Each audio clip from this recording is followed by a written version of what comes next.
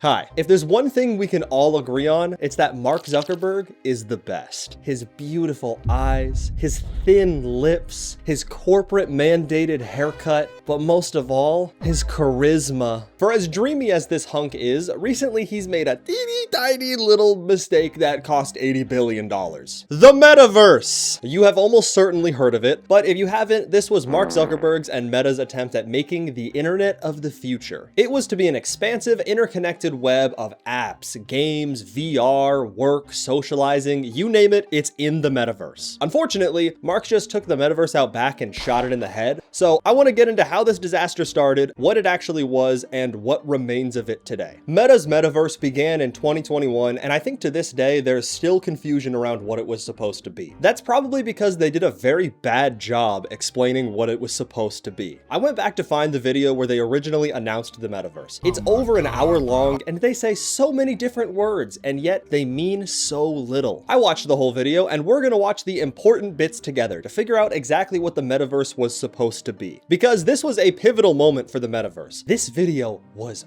bad. To say they got off on the wrong foot would be a catastrophic understatement. They started by blowing their foot clean off. An embodied internet where you're in the experience, not just looking at it. And we call this the metaverse. You're gonna be able to do almost anything you can imagine. This right here was the main pitch for the metaverse. A VR world that's borderline indistinguishable from our reality. You can use it to connect with people across the globe and have experiences you never otherwise could have. On paper, sounds kinda cool. It also kind of sounds like the start of every sci-fi dystopian movie ever made, but you know, Mark is a good guy. We can trust him with our personal information. Yeah, about that. I know this video literally just started, but there's some important context for this whole story that you're gonna need to know. It's important, I promise. Before being known as Meta, Mark and pals were known as a little mom and pop webpage called Facebook. According to Mark, Facebook changed its name to Meta to signify how much they believed in this idea of the metaverse. While Meta would like you to believe they changed their name out of the pureness of their hearts, there may have been a slight ulterior motive to the name change. You see, back when they were called Facebook, they got mega sued over a variety of things. Some of it was over antitrust things, trying to monopolize, blah blah, but the main one that really caught attention was over privacy. Facebook was given a $5 billion penalty by the FTC for deceiving users about how their personal information was being collected and used. So, while customers thought they had the ability to opt out of their data being shared, they just didn't. Even better, plenty of people didn't even realize that their data was being collected in the first place. This was back when people still got in trouble for stuff like this, so Mark got hauled up to the principal's office. A bunch of people in suits told him he was bad. He said that he doesn't remember anything that's ever happened in his whole life. Senator, I have not heard that. Senator, I don't know. Senator, I'm not aware of that. They told him to pay a bunch of money, and through all of it, he didn't blink even once. Understandably, Facebook's reputation at this point was in the dumpster. People hated them, no one trusted them with anything, so this change to their name was awfully convenient for trying to rebrand and maybe escape some of that negative association. As silly as this seems, it probably did help their branding like at least a little bit, but people do not forget that easily. So if Meta shot themselves in the foot with that whole announcement video, they already were missing a leg before the video even came out. Speaking of that video, that's all the context you needed. So let's get back to learning about the metaverse. We'll be able to feel present,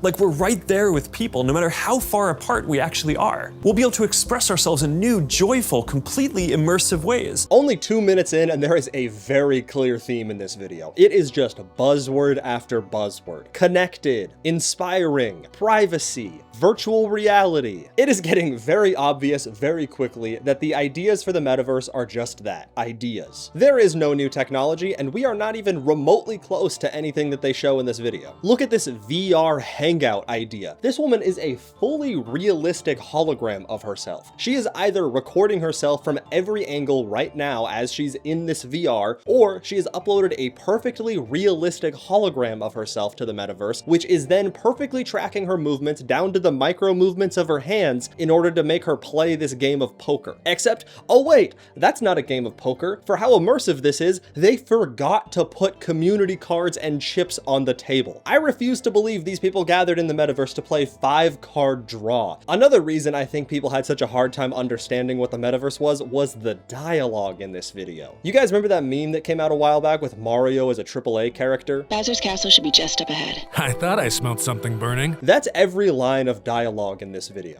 Whoa, we're floating in space? I thought I was supposed to be the robot.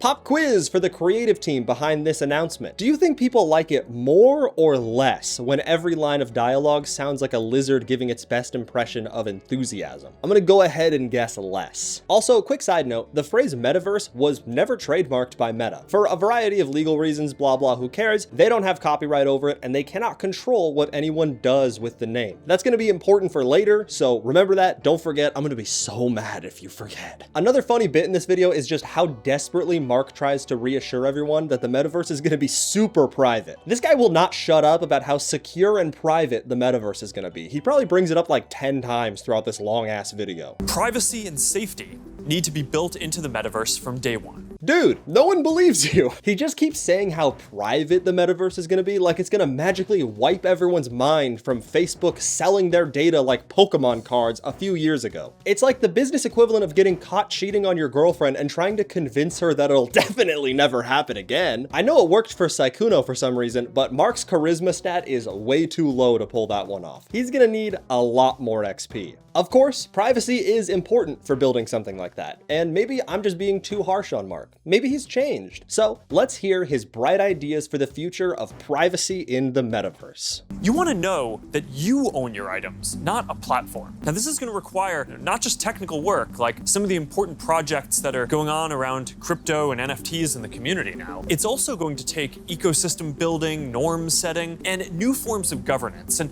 this is something that we're really going to focus on. What? Did you think you could just slip that in unnoticed? What do you mean new forms of governance that you're really gonna focus on? Aren't you getting just a little ahead of yourself there, Slugger? There is basically no new technology that you're showing here at all that's gonna make any of this possible. And yet, Mark's over there like, yeah, there's gonna be perfect physics, and there's gonna be awesome graphics.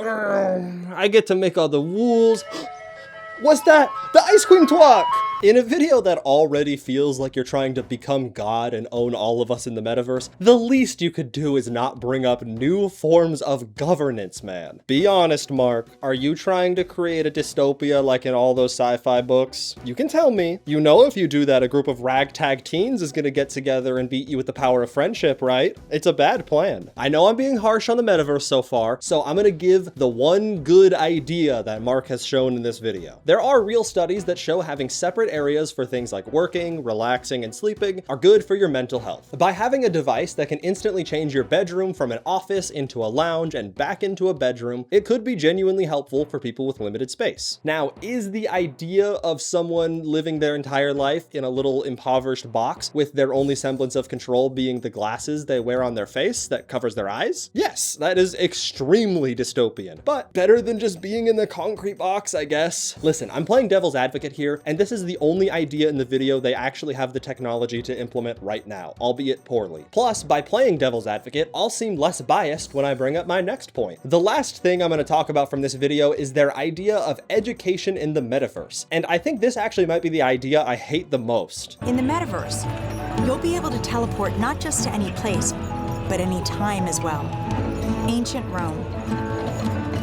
Imagine standing on the streets, hearing the sounds, visiting the markets, to get a sense of the rhythm of life over 2,000 years ago. Hey, I don't know how to tell you this. You weren't there 2,000 years ago. None of us were. There is no universe where you can create a perfectly accurate depiction of life in Rome. Do you know what you do if you want to see a lifelike version of history? Go to a museum. They're in basically every city, and they're usually really cheap. If you don't have that, video games are still probably better. I'm willing to bet fucking Assassin's Creed was going to be more historically accurate than whatever garbage this was going to be. We do have a pretty good idea of history and what life was like in Rome, but we will never 100% be able to create it unless time travel is invented. So acting like the metaverse is going to be like your own personal time machine to see what it was really like is a ridiculous claim to me, and I hate it. It reminds me of when you ask an AI to create a historic landscape. Like, it'll get the vibe right, but the little details are completely obliterated. There might be a world where someone can pull something like this off in an actually pretty good way that can teach people about what life was like there, but I have zero faith that Meta will be the company to do it. So we now know what the metaverse was supposed to be. It's time to see what it actually was. When the metaverse started, it was a lot of things. None of them were good. It's actually kind of hard to figure out exactly what counts as metaverse because it's such a blanket term, but I think pretty much anything owned by Meta seems to count. The thing in the metaverse that was definitely the most related to everything we've seen in the video so far was their game Horizon Worlds. You might have seen this already because it was the ultimate punching bag at the time, but this was basically a ripoff of VR chat. It was supposed to be like a virtual hangout place in VR that looks like the space video that we saw earlier, but in reality, it looks like this. Y'all pulled up on me, I would've seen y'all outside.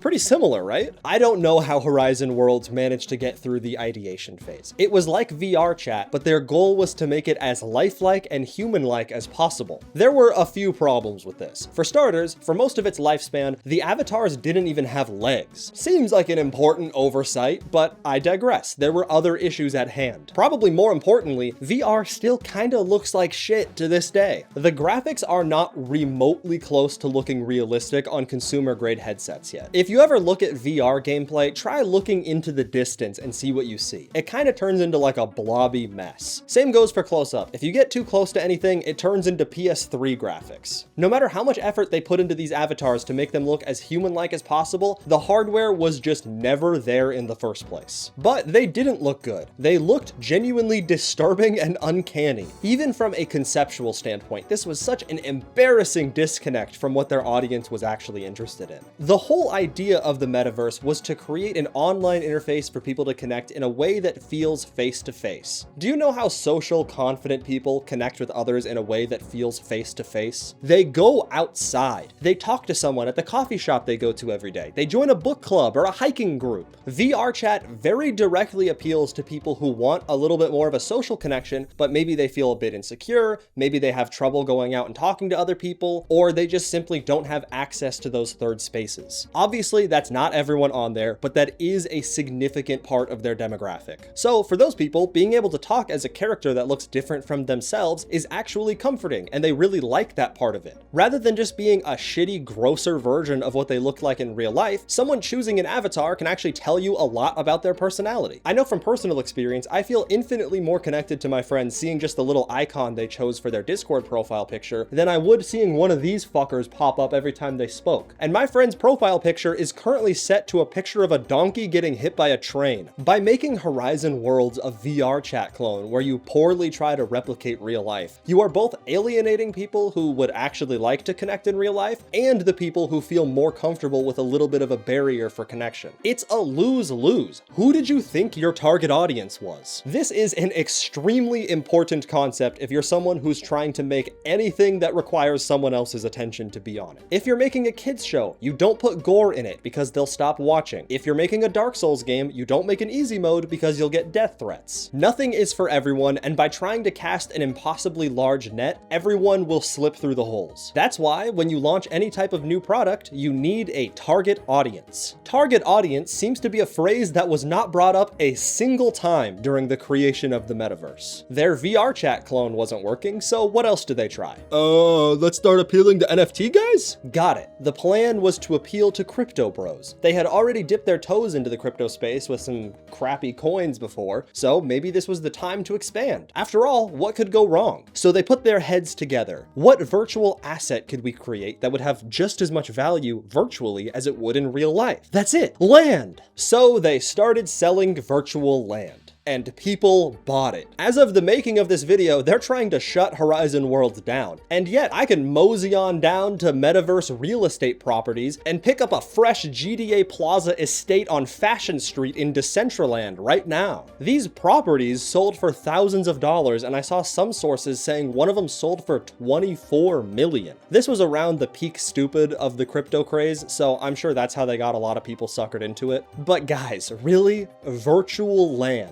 Stopping to think for 1 second should tell you everything you need to know about how good of an investment that is. It's literally an oxymoron. Shockingly, virtual land didn't last. It got lambasted online as a completely ridiculous idea, values plummeted, and people lost a lot of money. I don't actually think I can buy virtual land anymore. When I tried, I got a broken HubSpot link, and I tried emailing Michael like the website told me to, but I still haven't heard back from him yet on that one. So I think the virtual land market is completely cooked. If you do own a virtual home, you better get comfortable, because I don't think you're going to be selling anytime soon. Selling virtual land was such an astonishingly bad look for a company that was talking about connectivity and socializing before this. It looked like they just did a full 180 and said, screw the average Joe, he's not buying our VR stuff enough, let's chill and make as much money on this as we possibly can. It's like if the local coffee shop had bad sales, so they set up 10-cent slot machines in the corner to appeal to the local homeless population. Actually, that might work a little bit, but regardless, you're killing the vibes, man. And if you're the metaverse, vibes are all you got. There is one small problem though. This isn't from Meta. This isn't their website, and they never sold virtual land. Despite this link having metaverse in it, and metaverse being plastered all over this entire website everywhere you go, they're not associated. Because like I said, Meta had no copyright over the phrase metaverse. They can do approximately dick bumpkiss to take any of this down in order to stop it from tarnishing their brand reputation. Stuff like virtual land popped up like crazy during the metaverse era as a way of grabbing onto the hype and profiting off of it. People were understandably lumping this in with Meta because they had made metaverse their entire brand, so it was natural to associate the two. So it begs the question, if you have no control over a phrase, why would you make it your entire brand image? What were you thinking,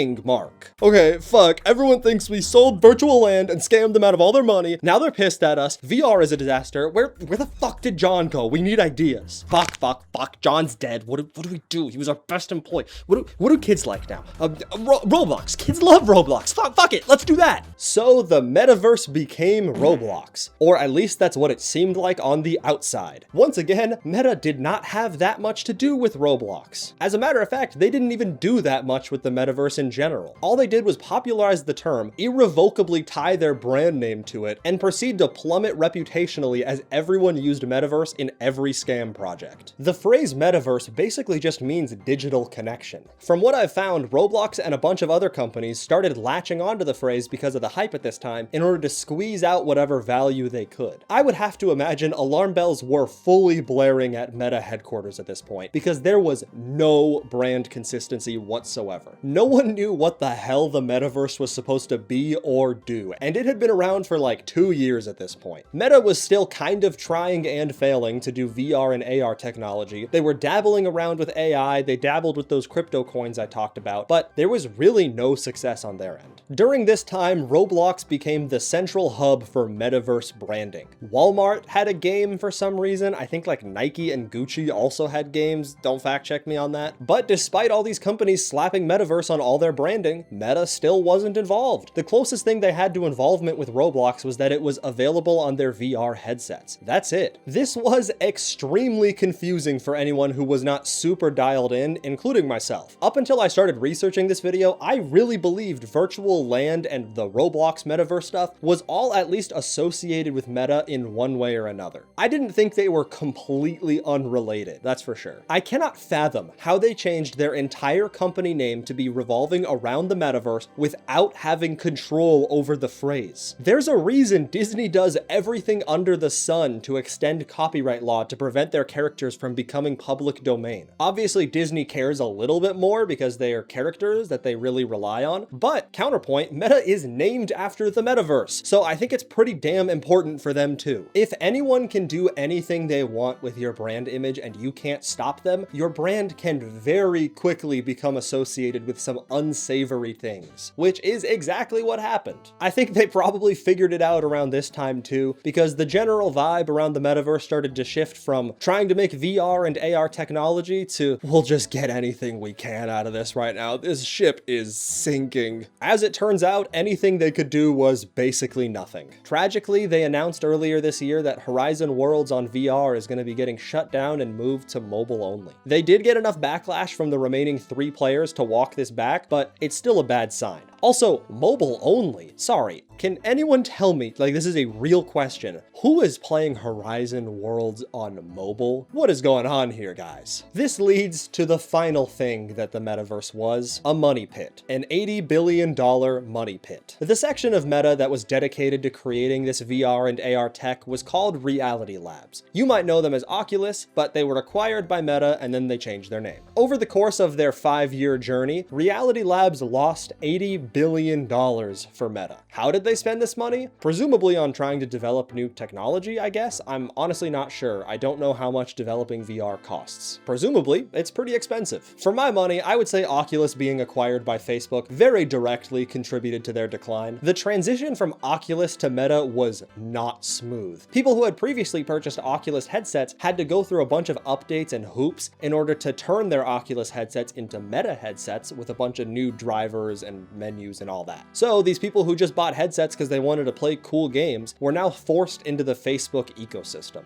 Speaking from personal experience, these things are a pain in the ass to use. Every single time I boot that thing up to play Superhot again, I get to play a fun little game of spot the difference because the UI is just a little bit changed every single time. There were some cool games. Superhot, Beat Saber, I Expect You to Die were all genuinely pretty fun in my opinion, but the visuals are so limited that unless you go for a super stylized kind of cartoony look like Superhot, you end up looking a little bit like shit. Clearly, Meta is starting to kind of low-key sunset a lot of their VR stuff, so what are they doing with their newly freed up resources? Well, Meta has these new AR glasses that, according to people, they kind of work. Per usual with Meta, the technology is cool in theory, but I really don't see any real practical applications for owning a pair of these. Other than filming people without their consent or discreetly watching porn in public, there is basically no practical application that I could find. Obviously, that's enough for me to buy a pair, but for the average consumer, I'm not really sure that's gonna cut it. A part of me likes the idea behind these glasses. Hypothetically, a world where you don't have to take your phone everywhere with you would be good, but is the solution really to put the phone in your eyes? Because that seems worse in my opinion. At least when my phone is in my pocket, I have to make the conscious decision to pull it out and look at it. Versus if my phone is in my eyes, I can never escape. I don't love the idea of my boss sending me a message and being like, hey, I saw you were wearing your glasses, why didn't you respond? Continuing with the running theme of Meta, these glasses have some cool technology ideas behind them, but they're gonna need a lot more practical usage to pick up any real main user base. The one last thing Meta has shifted their focus on has been AI. I'm not really an expert in what makes AI models good, but it seems like their llama model is at least doing okay. Frankly, pretty much anything was probably a better investment than Horizon Worlds, so while I'm not a huge fan of it and I wish they'd invest in literally anything else, it's still probably a step up business-wise. It really does feel like Meta is just continuing to invest in every new idea that comes their way without fully thinking about it or committing to it. Instead of fully investing in making VR gaming really cool or a sick new AI or some other technology, they've continued jumping from sinking ship to sinking ship as they chase trends. It feels like they're so used to everyone using Instagram or Facebook just because they're Instagram and Facebook that they expect everyone to use these new products just because they have the word Meta on them. It's almost like they lack something. I think there's a phrase for it, but it's just not coming to me right now. So that's where Meta sits today. Kind of floundering around with a bunch of different ideas, not really having a concrete direction, but still staying afloat because they own Facebook and Instagram and WhatsApp. I would say it's sad to watch if it wasn't really funny to watch, but I'm sure the next idea they jump on is gonna be the one that turns the whole ship around. Anyways, that's this video. Thanks for watching. Bye.